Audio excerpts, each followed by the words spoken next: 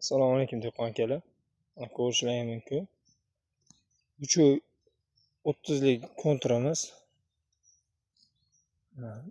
Betki Vivaning Alim akamizdan bergandik.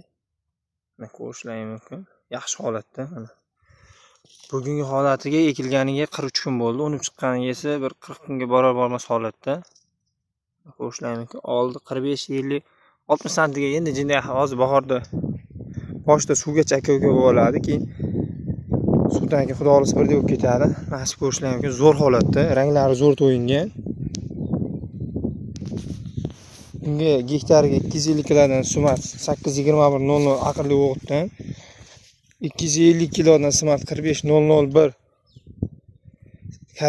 aqlli smart karbamiddan solganmiz. Bunga qo'shimcha 50 kilo kali, keyingi o'g'itiga 500 kilodan gektariga slitr berib qo'yilgan bu kartaga ham. Mana ko'rishlari mumkin. Hali lekin suvga kelgani yo'q. Suv qo'yganimiz yo'q, chunki bu yer pastidagi zakkanallar chuqur bo'lgan hisobiga yerga zak tepib turibdi. Shuning uchun suv qo'ygani yo'q. Suv qo'ysa ichine suv chaqib qo'yadi bu kartani. Shuning uchun suv qo'yilgani yo'q. Mana ko'rishlari mumkin. Mana o'sha oldi bu yerga bormas holatga kelib qolgan. Bunimiz kuni 100 kunlik makkamiz, kuni qisqaroq makka. Bularga vaqroqqa tayyorlab bo'lish kerak ekan. Bu don silos yo'nalishida. Kimga qiziq bo'lsa aloqaga chiqib urasizlar. Mana ko'rishlari mumkin. Birdek chiqqan, urug'dan muammo yo'q.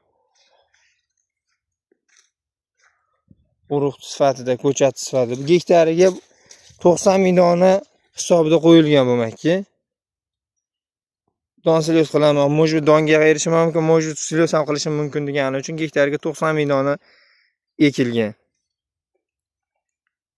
Shu hisobiga endi materiya bo'lib, menimcha 80 ming dona chiqib qolgan, chunki kultivasiyadan ham materiya bo'ladi, uncha oxida materiya bo'ladi.